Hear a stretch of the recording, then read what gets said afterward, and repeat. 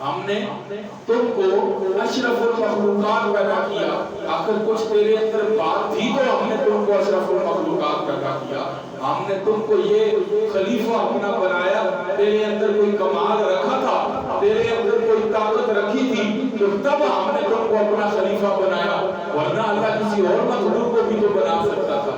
اللہ فرماتا ہے کہ میرے بندے تو جدھر دیکھ، اپنے اوپر دیکھ، نیچے دیکھ، دائیں دیکھ، بائیں دیکھ، میری نعمتیں ہی نعمتیں تیری طرف آنے والی ہیں۔ ہر وقت تو میری نعمتوں کے حساب کے اندر گھرا ہوا ہے، اب تو نہ مانے تو وہ ایک الگ بات ہے، لیکن اللہ فرماتا ہے، اللہ فرماتا ہے کہ یہ تو نہیں مانتا تو وہ ایک الگ بات ہے، لیکن ہم نے اس کے باوجود تم کو دنیا کے اندر اپنا خلیفہ بنا دیا، تم کو قائم مقام انبیاء کا وارث بنا دیا ہے۔ اب جو نہیں مانے گا، فرمایا کہ ہم ومن کفر فإن اللہ غنی عن العالمین۔ یہ لائٹ لگا دو۔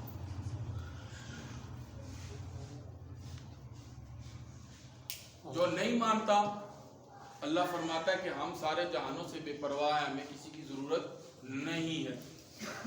اللہ رب ذوالجلال فرماتا ہے کہ ہم نے یہ جو مکہ المکرمہ کی وادی ہے، ہم نے اس کے اندر اپنے مخصوص بندوں کی نشانیاں رکھ دی ہیں۔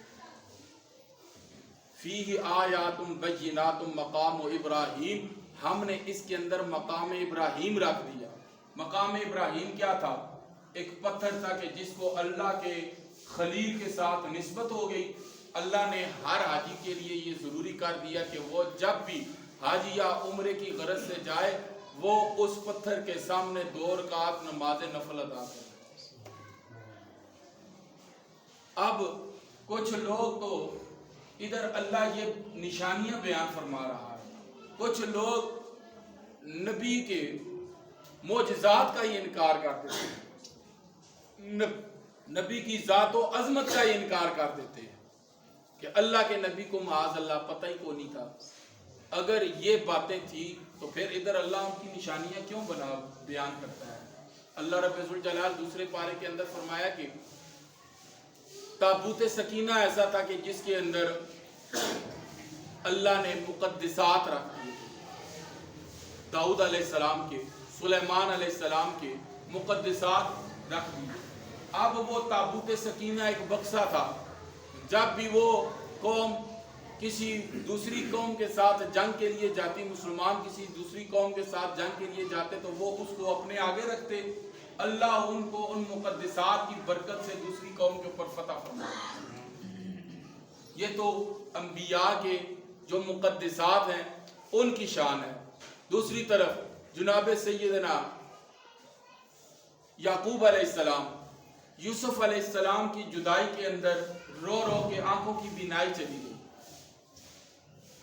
امتحان ہے کہ یوسف علیہ السلام سے دوری ہے، حالانکہ اللہ اگر چاہتا تو اپنے نبی کو یہ بات بتا دیتا کہ یوسف، لیکن ایک وقت تھا نا، امتحان تھا، اس امتحان سے گزر کے یوسف علیہ السلام نے مصر کے بادشاہ کے اوپر پہنچنا تھا۔ انسان تب تک کامیاب نہیں ہو سکتا جب تک کہ وہ کوئی امتحان نہ دے۔ اب امتحان کے بعد ہی انسان کو کامیابی ملتی ہے۔ یہ دنیا ہم سب کے لیے امتحان گاہ ہے، ہم اللہ اور اس کے رسول کی اطاعت و فرما برداری کے لیے اس دنیا کے اندر موجود ہیں، ورنہ دوسری قومیں بھی ہیں۔ اللہ نے ان کے لیے تو یہ نہیں فرمایا کہ تم کو جنت ملے گی، فرمایا کہ جنت تو اس کو ملے گی کہ جو اللہ اور اس کے رسول کے بتائے ہوئے راستے کے اوپر چلے گا، جو اللہ اور اس کے رسول کے بتائے ہوئے احکامات کے اوپر چلے گا، جو دین اسلام کے اور دین اسلام کی شریعت کے اوپر چلے گا۔ فرمایا کہ یہ جنت اور جنت کی نعمتیں اس کے لیے۔ اب آنکھوں کی بینائی چلی گئی، وقت گزر گیا، بھائی مصر کے اندر پہنچے، یوسف علیہ السلام کے ساتھ ملاقات ہوئی، اپنے والد کا پوچھا کہ میرے والد کس حال کے اندر موجود ہے۔ اب جس کو باقی تفصیل چاہیے وہ 13واں سپارہ کھول کے سورہ یوسف پڑھے، اس کو باقی تفصیل وہاں سے خود مل جائے گی۔ تھوڑا آپ لوگ بھی کوشش کیا کریں پڑھنے کی، اللہ آپ سب کو توفیق دے۔ قرآن پڑھے، قرآن سیکھے، تاکہ آپ کو پتہ لگے کہ اللہ نے کیا کیا اس کے اندر ہمارے لیے بیان فرمایا۔ یوسف علیہ السلام نے والد کے متعلق پوچھا بھائیوں نے کہا کہ وہ ہمارے بھائی کی جدائی کے اندر رو رو کے ان کی آنکھوں کی بینائی چلی گئی.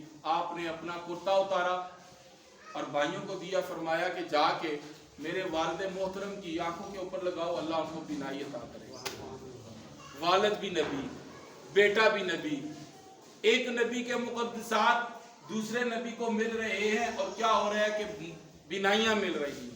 یہاں پہ اس امت کی بیچاروں کی لوارسی کا عالم یہ ہے کہ اللہ اپنے محبوب کے لیے اس امت کو کیا سے کیا نعمتیں نہیں عطا کی, لیکن یہ امت پھر بھی غدار اور بے وفا شمار کی جاتی ہے. اس امت کا قرآن پڑھنا, دیکھیں کہ قرآن ہمارے گھروں میں کب پڑھا جاتا ہے کہ جب ہمارے گھروں کے اندر کوئی مصیبت آئے, کوئی پریشانی آئے, کوئی تکلیف. آپ کسی گھر کے اندر چلے جائیں, الا ماشاء اللہ اس محلے کے اندر چلے جائیں, کسی بھی گھر کو آپ کھول کے دیکھ لیں کہ قرآن اگر وہاں پہ پڑا ہوا ہے تو آپ دیکھیں کہ اتنی موٹی موٹی مٹی کی تہ اس کے اوپر چڑھی ہوگی.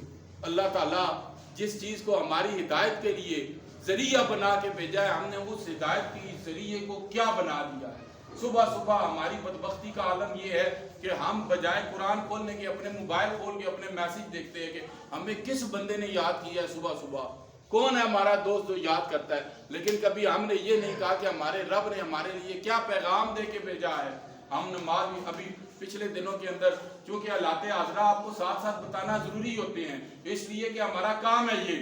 اب اگلی بات سنیں, پچھلے 2-3 دن پہلے یہ جو صبح کے نمازی ہیں ہمارے پاس, ان کو پتا ہے, میں نے پہلے ولایتیوں والی مسجد کے ساتھ مولوی صاحب کے ساتھ پرسوں بات ہوئی تھی, تو وہ بھی کہتے تھے کہ ہماری مسجد کے اندر 10 سے 15 نمازی, چونکہ بڑی مسجد ہے, مرکزی مسجد ہے, 10 سے 15 نمازی ہوتے ہیں. ہماری بھی صبح مسجد کے اندر فرض نماز کے اندر 8-10 بندے ہو ہی جاتے ہیں. لیکن اس دن قدرتاً لائٹ ہی نہیں تھی محلے کے اندر, 3 صفحے اس مسجد کے اندر موجود تھے. مسلمانوں کے ایمان کا یہ عالم ہے کہ انہیں کہا چلو لائٹ ہی کوئی نہیں تھی, جا کے نماز سے پڑھائیے نا. یعنی کہ ہم اس قدر بدبختی کی عالم کے اندر پہنچ چکے ہیں کہ ہم نے ہر چیز کو تماشا بنا دیا ہے. جب ہمارا دل کرے گا ہم کو کام کریں گے, اور جب نہیں دل کرے گا تو ہم اس کو چھوڑ دیں گے. یہ اس طرح کا طریقہ اور اس طرح کا رویہ اختیار کرنے سے بچے, کیونکہ یہ والا پھر طریقہ منافقین کے اندر آ جائے گا. کیونکہ کلمہ ہم نے رسول اللہ کا پڑھا ہے, کیونکہ کلمہ ہم نے رسول اللہ کا پڑھا ہے. ہم نے کسی دنیا دار کا کلمہ نہیں پڑھا, ہم نے کسی اور دوسرے تیسرے ارے غیرے کا کلمہ نہیں پڑھا. ہماری نجات کا ذریعہ ہی اللہ اور اس کے رسول کی ذات ہے. جو اللہ اور اس کے رسول کی ذات کو چھوڑ کے کسی دنیا دار کے ساتھ کھڑا ہوگا, ہمیں کسی ایسے بندے کی ککھ پرواہ نہیں. اس لیے کہ ہم نے تو اپنی قبر سیدھی کرنی ہے نا. ہر بندے نے, یہاں پہ تو لوگوں کی بدبختی کا عالم یہ ہے کہ ساری زندگی گمراہی کے اندر گزار دیتے ہیں. قبر کے اندر ہماری ٹانگیں ہوتی ہیں, پھر بھی ہمیں ہوش کوئی نہیں ہے کہ ہم کر کیا رہے ہیں. اللہ تعالیٰ مرنے سے پہلے ہم سب کو دین اسلام کے اصولوں کے اوپر چلنے کی توفیق عطا فرمائے. یاد رکھنا, مرنے سے پہلے سب کے پاس کھلا وقت ہے, ورنہ فرعون کی طرح یاد رکھے کہ جس ٹائم ہوتے آئیں گے نا, ادھر انسان کی موت, جب فرشتہ اس کی روح نکالنے کے لیے آئے گا تو انسان کا منہ کھل جاتا ہے. دیکھیں آپ اپنے جو گھر کے اندر بزرگ یا کوئی دوسرے تیسرے, ان کی موت کا عالم اپنی ذہن کے اندر رکھے.